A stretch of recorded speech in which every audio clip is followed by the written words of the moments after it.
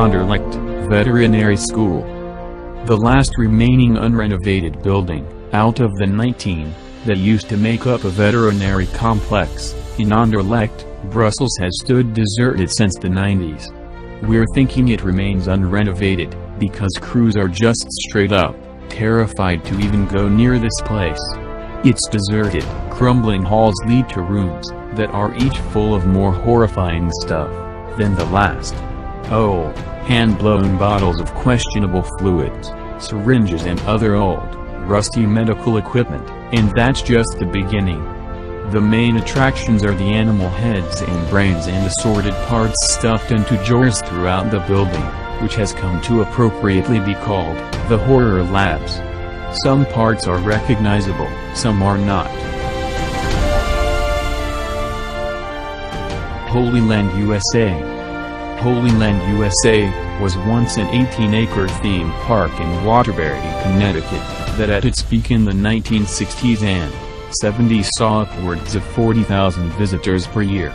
It was closed for renovation in 1984. Its owner, John Greco, died in 1986, and nobody has been sure what to do with it since.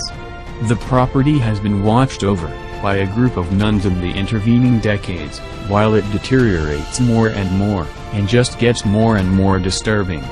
As if the crumbling statues, dark and still structures, and obvious vandalism don't get your "let's get the hell out of here" meter in the red. There's also the fact that a teenager was murdered on these deserted grounds in 2010.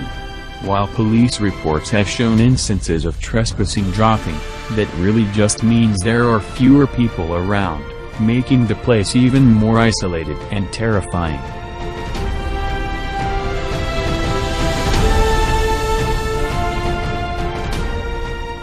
Danvers State Insane Asylum. Danvers State Hospital in Massachusetts is old enough to have been variously known as the State Lunatic Hospital, Danvers Lunatic Asylum, and other such lovely monikers. In its most crowded period during the 1920s and 30s, there were controversies over its rumored use of shock therapy, drugs and frontal lobotomies. In fact, it may have been the birthplace of that procedure. Since its closure in 1992, it has fallen into a state of severe creepiness. And yes, disrepair.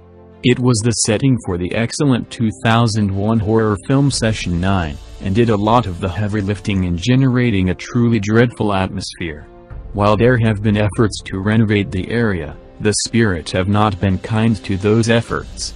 In 2006, some structures were demolished, and apartment buildings put in their place. In April 2007, all of those buildings, and several construction trailers went up in flames. Any efforts at renovation since then have largely stalled.